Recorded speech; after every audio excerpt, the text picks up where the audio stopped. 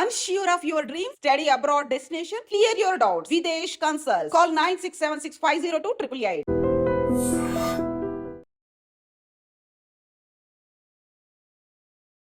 Namaste, welcome to iDream Social Spotlight with Kavita. Hyderabad లో ఒక దారుణం జరిగింది. కేసు వాదిస్తున్నారు అనే నెపంతో నిందితుడు ఒక లాయర్ ని హత్య చేశారు. కారణాలు ఏమున్నప్పటికీ ఈ మధ్య కాలంలో అడ్వకేట్లు, జడ్జిలు ఎందుకు వార్తల్లో నిలుస్తున్నారు? ఇలాంటి కేసుని ఎలా చూడొచ్చు? మనతో పాటుగా ఉన్నారు హైకోర్టు అడ్వకేట్ కాంపల్లి ఉదయకాంత్ గారు. ఉదయకాంత్ గారు, నమస్కారం అండి. నమస్కారం అండి. సో గతంలో మనకి ఇట్లాంటి ఇన్సిడెంట్స్ ఏమైనా ఉంటే డాక్టర్లు రోగులకి సరైన ట్రీట్మెంట్ ఇవ్వట్లేదు అని రోగుల బంధువులు అటాక్ చేసే చూసేవాళ్ళం. అది వరుసగా ఒక ట్రెండ్ లాగా కనిపించేది. హాస్పిటల్స్ కావచ్చు, క్లినిక్స్ కావచ్చు, ఐసీయూలో కూడా పేషెంట్స్ బంధువులు డాక్టర్ల మీద అటాక్ చేసేవాళ్ళు. ఈ మధ్య కాలంలో అది అడ్వకేట్ల మీదకి టర్న్ అయినట్టు కనిపిస్తోంది. ఈ రోజు జరిగినటువంటి ఇన్సిడెంట్ ని మీరు ఎట్లా చూస్తున్నారు? ఫస్ట్ ఆఫ్ ఆల్ నా తోటి మిత్రుడు ఇజ్రాయెల్ గారికి ఆయన ఆత్మ శాంతించాలని భగవంతుని ప్రార్థిస్తా ఉన్నాను. వాళ్ళ కుటుంబానికి నా ప్రగాఢ సానుభూతి తెలియజేస్తా ఉన్నాను. అదే విధంగా పూర్తి న్యాయ వ్యవస్థకి ఇది ఒక బాధాకరమైన విషయం కాబట్టి న్యాయ వ్యవస్థకు కూడా నా ఒక సానుభూతి తెలియజేస్తున్నాను మేడం. ఏదేమైనప్పటికీ జరిగిన దుర్ఘటన మాత్రము ముక్త కంఠంతో న్యాయవాద సంఘం అంతా కూడా పూర్తిగా ఖండిస్తా ఉన్నాము. లాయర్స్ అంటే వాళ్ళు లా ఆఫీసర్స్ అండ్ న్యాయాన్ని కాపాడే ధర్మం కూడా లాయర్స్ చేపడుతూ ఉన్నారు. ఒక జడ్జెస్ గా వాళ్ళ డ్యూటీస్ ఎంత మటుకు వాళ్ళు డిశ్చార్జ్ చేస్తున్నారో, జడ్జిను అసిస్ట్ చేస్తున్న ఒక కోర్ట్ ఆఫీసర్, ఒక లా ఆఫీసర్ గా కూడా అడ్వకేట్స్ ని సంబోధిస్తూ ఉంటారు. అటువంటి సమాజంలో న్యాయవృత్తి చేస్తున్న ఒక న్యాయవాదిని ఈ రోజు డే లైట్ మర్డర్ ఇది ఈ ఒక్క రోజు జరిగింది కాదు, ఇదివరకు జరగలేదన్నది కాదు. ఇదివరకు కూడా వామన్ రావు గారి దంపతులను కూడా తీవ్రంగా అంటే రోడ్డు మీద నరికి చంపేసినారు. అదే మళ్ళీ ఈ రోజు మళ్ళీ పునరుద్ధారం అయింది. పోనీ నిజంగానే ఇవేమన్నా కులాంతర కక్షలా, లేదంటే కనుక వట్టి పంచాయతీలా, లేదంటే కనుక మరొకటి అని కాదు. ఒక సింపుల్ ఒక వ్యక్తి తను ఒక మహిళను వేధించడము, దస్తగిరి అనే వ్యక్తి ఒక మహిళను వేధిస్తున్నాడు, ఆ మహిళ వచ్చేసి న్యాయవాది ఫిర్యాదు చేయడము, ఇట్లా జరుగుతుందంటే సరే సేమ్ అపార్ట్మెంట్ లో ఉంటున్న ఒక న్యాయవాది ఇజ్రాయెల్ గారు ఇటువంటి జరగొద్దని చెప్పి మందలిచ్చినారు. అయినప్పుడు కూడా ఆయన వినలేదని చెప్పేసి పోలీసులను ఆశ్రయించి పోలీస్ స్టేషన్ లో కంప్లైంట్ ఇవ్వడం జరిగింది. ఇది ఎక్కడ అంటే కోర్టులో కేసు కూడా రిజిస్టర్ కాలేదు. Just mere giving on the complaint. తిను పగబట్టేసి ఆయన ఈ రోజు ఇంత దారుణంగా చంపడం మాత్రము ఇది చాలా బాధాకరం. అండ్ ఒకటే, ఇప్పుడు ఒక నేరం జరిగింది, దాన్ని తప్పించుకోవడానికి ఆలోచించాలి కానీ ఒక నేరానికి మరొక నేరము అంతగా ఇంత తీవ్రమైన నేరము సమస్యకు మరొక సమస్య పరిష్కారం ఏం కాదు. సమస్యకు పరిష్కారం అయితే కానీ సమస్య పరిష్కారం కాదు అన్న విషయాన్ని అందరూ కూడా గమనించాల్సిన అవసరం ఉందండి. సో ఏదేమైనప్పటికీ జరిగిన విషయం మాత్రము ముమ్మాటికి సరికాదు. అండ్ మా అడ్వకేట్స్ ఫ్రాటర్నిటీ నుంచి కూడా మేము అందరం కూడా ప్రభుత్వాన్ని, కేంద్ర ప్రభుత్వాన్ని అప్పీల్ చేసేది, రిక్వెస్ట్ చేసేది ఏంటంటే, ఎప్పటి నుంచో ఇది ఒకటి ఉంది, అడ్వకేట్స్ ప్రొటెక్షన్ యాక్ట్ రావాలి. ఇటువంటిది ఏదన్నా అడ్వకేట్స్ పైన జరిగితే కఠినంగా శిక్షలు విధించాలి. అండ్ ఇటువంటి జరగకుండా అడ్వకేట్స్ ను తాను రక్షించుకునే విధంగా వాళ్ళకంటూ ఒక ప్రొటెక్షన్, సేఫ్టీ ఇవ్వాలి. అండ్ ఇంకోటి కూడా, ఎవరైతే ఇటువంటి సివియర్ కేసెస్ చేస్తున్నా కూడా ఒక హై స్టేక్ కేసెస్ కానీ, లేదంటే కనుక ఇటువంటి క్రిమినల్ కేసెస్, అతిగా క్రిమినల్ కేసెస్ డీల్ చేసే అడ్వకేట్స్ కి అవసరమైతే ఆర్మ్డ్ లైసెన్స్ కానీ, లైసెన్స్ వెపన్స్ కానీ ఇచ్చే విధంగా రాష్ట్ర ప్రభుత్వం, కేంద్ర ప్రభుత్వం చర్య తీసుకుంటే బాగుంటది అన్నది నా ఒక వ్యక్తిగత అభిప్రాయం మేడం కవిత గారు. సో ఇప్పుడు ఇజ్రాయెల్ గారు మీకు కొలీగా, ఆయన ఎలా తెలుసు మీకు? యాక్చువల్ గా ఈ కేసుకి సంబంధించి మీతో ఎప్పుడైనా డిస్కస్ చేశారా? లేదండి. యాక్చువల్ గా ఇజ్రాయెల్ గారు న్యాయ వ్యవస్థలో న్యాయవాదులు అంటే ఒకరికొకరి పరిచయం ఉంటుంది, కేసెస్ లో కలుస్తుంటాము, ఒక్కోసారి మిత్రులం అవుతాము, ప్రతివాదులం అవుతాం, వాదులం అవుతాం. కానీ ఈయనకున్న ప్రామినెన్స్ ఏంటంటే, ఈయన ఒక senior advocate. And same time Rajasekhar Reddy గారి ప్రభుత్వంలో, అంటే నేను ఇప్పుడు Congress party legal cell vice chairman ఉన్నానన్న విషయం మీ అందరికి తెలిసిందే. రాజశేఖర్ రెడ్డి గారు కాంగ్రెస్ పార్టీ ప్రభుత్వంలో ఆయన ఫుడ్ కార్పొరేషన్ చైర్మన్ గా వ్యవహరించినారు. అదే విధంగా జెడ్పీటీసీగా కూడా ఆయన ప్రాతిపద్యం వహించినారు, ఆయన పోటీ చేసినారు. అంతేకాకుండా ఒక ఎమినెంట్ అడ్వకేట్స్ లో one of the best advocate అని కూడా చెప్పుకోవడానికి ఉంది. మా మిత్ర బృందం అందరం కూడా కలిసి ఉంటాము. అటువంటి వ్యక్తిని కోల్పోవడం ఒక రకంగా బాధాకరమైనప్పుడు కూడా, సరే జరిగిన దాన్ని మాత్రం మనం మళ్ళీ తిరిగి తీసుకురాలేము. కాకపోతే ఇటువంటి మరొకసారి జరగొద్దు. జరగడం వల్ల వాళ్ళ కుటుంబం ఈ రోజు కూడా ఎంతో మనోవేదన గురైతా ఉన్నది. ఆయన కూతురు మేడం మాట్లాడుతున్నది నేను వినున్నాను. జరిగిన స్టోరీ అంతా కూడా నరేట్ చేసింది. దాంట్లో ఎటువంటి అడ్వకేట్ కి ఎటువంటి ఇన్వాల్వ్మెంట్ లేదు. అండ్ ఈయన చేసిన మేజర్ మిస్టేక్ కూడా ఏం లేదు ఇక్కడ.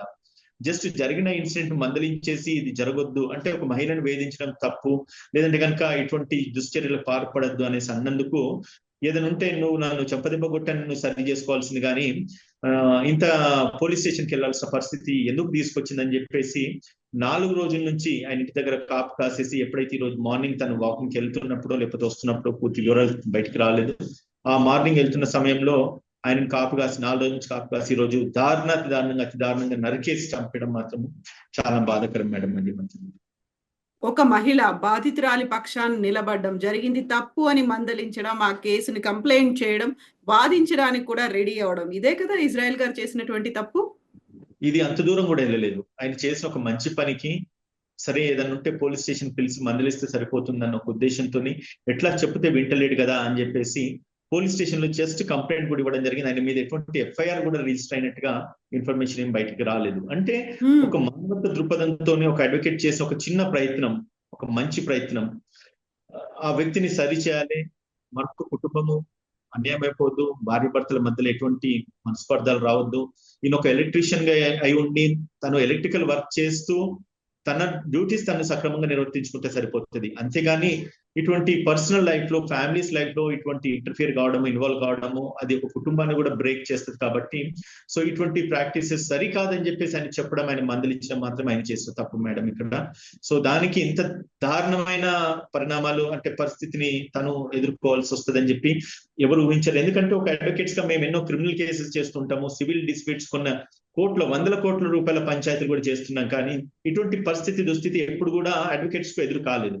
కానీ ఈ ఒక చిన్న పొరపాటు నిజంగానే అంటే ఒక గ్రేవ్ అఫెన్స్ చేస్తున్నాడా, లేకపోతే వందల కోట్ల కేసెస్ లో ఆయన డిశ్చార్జ్ చేస్తున్నాడు, దాంట్లో ఈయన ఇన్వాల్వ్మెంట్ ఉంది అనుకోవడానికి కూడా లేదు. ఒక కుటుంబం బాగుండాలి, ఒక వ్యక్తిని మందలిచ్చే విధంగా ఆయన చేసిన ఒక చర్యకు ఒక ప్రాణాలు పోయే పరిస్థితి ఏర్పడిందంటే ఇది చాలా బాధాకరం కవిత గారు. ఇప్పుడు రాజకీయ కక్షల్ని చూస్తూ ఉంటాం, మనం ఆర్థిక పరంగా జరిగేటువంటి నేరాల్ని చూస్తుంటాం, వ్యక్తిగతంగా పెంచుకున్నటువంటి ఆగ్రహావేశాలు, కక్షలు, వాటన్నిటి నేపథ్యంలో జరిగేటువంటి హత్యలు అది వేరే ఉంటాయి. బట్ ఇది మాత్రం చాలా మాట్లాడుకుంటూ ఉంటేనే ఒక మానవతా దృక్పథంతో సహాయం చేయడానికి వెళ్ళినటువంటి వ్యక్తి మీద కక్ష పెంచుకొని చంపడము అంటే ఆ మైండ్ సెట్ ని ఎలా అనలైజ్ చేయొచ్చు అంటారు అసలు? మేడం కొన్ని ఏంటంటే మనిషికి సైకలాజికల్ డిసార్డర్స్ కొన్ని ఉంటాయి అండ్ ఇమోషనల్ థాట్స్ కొన్ని ఉంటాయి. ఇవన్నిటిని బ్యాలెన్స్ చేసుకున్నప్పుడే ఎవరైనా ముందుకు వెళ్ళగలుగుతారు, బ్రతకగలుగుతారు, సమాజంలో రాణించగలుగుతారు. కానీ చిన్న చిన్న పొరపాట్లను మనం దృష్టిలో పెట్టుకొని దాన్ని ఇంత ఎగ్జాగరేట్ గా ఆలోచించేసి చేయడం కూడా ఇది సైకలాజికల్ డిసార్డర్స్ అని కూడా అనొచ్చు. అంటే ఒక వ్యక్తితో అక్రమ సంబంధం పెట్టుకోవాలన్నా, లేదంటే కనుక ఒక వ్యక్తితో ఒక ఆడ మనిషిని తప్పుగా చూడడం కానీ, లేదంటే కనుక అటువంటి వాళ్ళని మనం వేధించడం కానీ ఈ రోజు మన సమాజంలో చాలా చూస్తూ ఉన్నాం. చిన్న చిన్న పిల్లల్ని కూడా శారీరకంగా లేకపోతే మానసికంగా ఎంతో మందిని అంటే ఇబ్బంది పెడతా ఉన్నారు. ఇటువంటి లైంగిక ఆరోపణలు ఎన్నో వస్తా ఉన్నాయి. సో అటువంటి ప్రాక్టీస్ సరికాదు అని చెప్పి చెప్పడంలో ఎటువంటి తప్పేం లేదు. కానీ ఇటువంటి క్షణిక ఆవేశాలకు గురయ్యేసి అండ్ మేము ప్రాణాలు తీస్తున్నామంటే, ఇప్పుడు ఆయన ఏ వ్యక్తి గురించనే ఈ యొక్క అడ్వకేట్ ని చంపినాడో ఆ వ్యక్తి నాకు దక్కకుండా పోయింది ఒకటి. అంటే మనం వేధించినాడా, లేదంటే కనుక ఆమెతో కలిసి జీవించాలనుకున్నాడా మనకు తెలియదు. కానీ ఆ వ్యక్తికి దూరం అయినాడు ఒకటి. దాని తర్వాత ఈయన లైఫ్, ఈయన కుటుంబానికి కూడా దూరం అయిపోయినాడు ఈ వ్యక్తి ఎవరైతే చంపినాడు. అదే విధంగా చంపబడిన వ్యక్తి ఎవరైతే చనిపోయినాడు ఆయనను కూడా ఆయన ఇంకొక కుటుంబానికి దూరం అయిపోయింది. ఇప్పుడు వాళ్ళ పిల్లలు కూడా రెండు పరిస్థితి ఏర్పడ్డది. ఒకటి ఏంటంటే మేడం, ఇప్పుడు ఇవన్నీ కూడా మెంటల్ అండ్ సైకలాజికల్ డిసార్డర్స్ తప్ప మరొకటి కాదు. క్షణిక ఆవేశాలతోని ప్రాణం తీసే పరిస్థితులు, ప్రాణం తీసుకునే పరిస్థితులు మాత్రము సమాజంలో వ్యాపించొద్దన్నది నా యొక్క humble submission by this media madam. So ఒక బాధ్యత నిర్వర్తిస్తున్నారు, అందులో మానవతా దృక్పథం కూడా ఉంది, ఆ కోణంలో ఆలోచించి హెల్ప్ చేయాలనుకున్నాడు. అటాక్ జరిగింది, చికిత్స పొందుతూ మరణించారు. మీరు ఇంతకుముందు ఒక మాట చెప్పారు, ఆ వృత్తియుతంగా అంటే బాధ్యతలు నిర్వహిస్తున్నప్పుడు జరిగేటువంటి అటాక్ల నుంచి రక్షించడానికి ఇప్పటిదాకా అసలు ఏ చట్టము లేదా మీకంటూ ఒక ప్రొటెక్షన్ కోసం? చాలా బాధాకరం. అదొకటే మాకున్న బాధాకరం. ఇంకోటి ఏంటంటే మా అడ్వకేట్స్ ఫ్రాటర్నిటీ కూడా నేను ఒకటి అప్పీల్ చేస్తుంది ఏంటంటే, ఇటువంటి ఇన్సిడెంట్ జరగగానే ఏమైతుందంటే ప్లే కార్డ్స్ పట్టుకొని నల్ల కోట్లు వేసుకొని లేకపోతే Hmm. నల్ల బ్యాడ్లు మూతికి నల్ల బ్యాడ్లు ధరించేసేసి బయటికి రావడము, దాని తర్వాత ఒక వారం రోజులు 4 రోజులు దీన్ని మనం కండోన్ చేస్తున్నాము. అడ్వకేట్స్ ప్రొటెక్షన్ యాక్ట్ రావాలని చెప్పేసి ప్రభుత్వాలకు లెటర్లు పంపించడం అదే జరుగుతుంది. అంటే ఇప్పుడు సరే కాంగ్రెస్ పార్టీలో ఒక భాగస్వామిగా నేను ఉన్నాను కాబట్టి ఈ ఇన్సిడెంట్ ఎప్పుడైతే ఇది జరిగిందో దీన్ని ఖచ్చితంగా ముఖ్యమంత్రి గారి దృష్టికి వెళ్ళి ఉంటది. అండ్ మా లీగల్ సైడ్ నుంచి కూడా మేము అప్పీల్ చేస్తాము. సరే ఒకటి ఏంటంటే మేడం, మేమేమంటున్నామంటే జరిగిన వాటికి చట్టాలు రావాలి, చట్టాలు వచ్చిన తర్వాత దాని మీద పనిష్మెంట్స్ స్ట్రింజెంట్ గా ఉండాలనే దానికంటే ముందు కూడా ఇప్పుడు ఒక మనిషి ప్రాణం పోయిన ప్రాణాన్ని అయితే ఇప్పుడు మనం తీసుకురాలేము, అటువంటి దాఖలాలు లేవు. కానీ ప్రాణం పోకముందు మనము ఒక అవేర్నెస్ కూడా పబ్లిక్ లో తీసుకురావాలి. ఏమని ఇటువంటి అడ్వకేట్స్ ఎప్పుడే కానీ వాళ్ళు కోర్ట్ ఆఫీసర్స్ వాళ్ళ యొక్క అఫీషియల్ డ్యూటీ వాళ్ళు డిశ్చార్జ్ చేస్తున్నారు. ఒక ఫీజు అదే సరే ఏదో ఒక చిన్న కేసు చేసుకుంటే ఒక 5,000, 10,000, 2,000 ఫీజు వస్తుందని ఆశతో కొందరు చేస్తారు, లేకపోతే వృత్తి ధర్మంగా కొందరు చేస్తారు.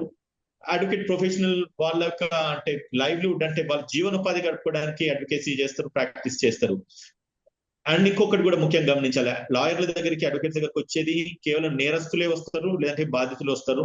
ఒకడు బాధితుడు వస్తే మరొకడు నేరస్తుడు ఉంటాడు, ఒక నేరస్తుడు ఉంటే మరొకడు బాధితుడు ఉంటుంది. సో ఏదేమైనప్పటికీ తన యొక్క వృత్తి ధర్మం కిందనే వాళ్ళ యొక్క డ్యూటీస్ నిర్వర్తించుకుంటారు కాబట్టి వాళ్ళని వ్యక్తిగతంగా కక్షలు కట్టి ఇచ్చేయడంలో ఎటువంటి ప్రయోజనం లేదు. ఒకటి సరే ఒక అడ్వకేట్ ని చంపేస్తే పూర్తి సమస్య పరిష్కారం అవుతుంది అంటే కాదు. ఎందుకంటే ఈ రోజు ఆయన జైలుకు ఆయన పోయి పోలీస్ స్టేషన్ గా సరెండర్ కావడం జరిగింది. మరి ఈ వ్యక్తిని రేపు బయటికి తీసుకురావాలంటే ఎవరు తీసుకొస్తారు? ఒక మాట ఆయన కూడా ఆలోచించాలి. రేపు ఒక బెయిల్ వేయాలన్నా కూడా మళ్ళీ అడ్వకేట్ ని కావాలి. It matter of common sense కదా. ఒక అడ్వకేట్ ని చంపిన తర్వాత మరొక అడ్వకేట్ వచ్చేసి నీకు బెయిల్ ఫైల్ చేస్తాడు, లేకపోతే నేను జైలుకి వెళ్ళి బయటకు తీసుకొస్తాను అనుకోవడానికి లేదు. నీకు అనుకూలంగా మరొక అడ్వకేట్ బాధిస్తారని చెప్పడానికి లేదు. ఎందుకంటే ఏ అడ్వకేట్ అయితే తినకు అనుకూలంగా రేపు ఒకరు బాధిస్తే ప్రతి ఒక్క అడ్వకేట్ తాను చురుకన అయిపోతాడు, తను కూడా టార్గెట్ అయిపోతాడు. ఒక మానవత్వ దృక్పథం కూడా లేకుండా ఒక అడ్వకేట్ ని చంపిన వ్యక్తికి అనుకూలంగా బెయిల్ వేసినాడు, లేకపోతే ఆ చనిపోయిన వ్యక్తికి అనుకూలంగా కేసు వాదిస్తున్నాడు అన్నప్పుడు లీగల్ ఫ్యాటర్నిటీ అంతా కూడా తన చులకను చూడడం, ఆ అడ్వకేట్స్ కూడా చులకను చూస్తూ ఉంటారు. సో ఈ ఫోరం ద్వారా ఈ మీ మీడియా ఛానల్ ద్వారా నేను కూడా అప్పీల్ చేస్తున్నది ఏంటంటే ఇటువంటి అడ్వకేట్స్ మీద దాడి చేసిన వాళ్ళకి ఎటువంటి అడ్వకేట్స్ కూడా వాళ్ళకి కనీసం బెయిల్ పిటిషన్ కూడా ఫైల్ చేయదు, వాళ్ళ కేసులు కూడా తీసుకోవచ్చు. నిజంగా కనుక ఏ అడ్వకేట్ కి అయితే మనస్సాక్షి ఉన్నదో, నిజంగా ఒక న్యాయవాదిలో కొనసాగాలనుకుంటున్నారు, అటువంటి వాళ్ళు ముక్త కంఠంతో ఖండించడమే కాకుండా ఇతనికి బెయిల్ కూడా వేయకుండా కఠినంగా వ్యవహరిస్తే తప్ప ఇటువంటి వ్యక్తులు మారని చెప్పి తెలియజేస్తారు. ఎస్ ఉదయకాంత్ గారు, థ్యాంక్ యూ సో మచ్ అండి ఫర్ యువర్ రెస్పాన్స్. అండ్ నిజంగానే రక్షణ కల్పించాల్సినటువంటి అవసరం ఉంది. అండ్ బాధ్యతాయుతంగా వ్యవహరించడానికి కూడా కొంచెం ఒక ఆలోచించాల్సినటువంటి పరిస్థితి, వెనకడుగేయాల్సినటువంటి పరిస్థితి ఈ రోజు జరిగినటువంటి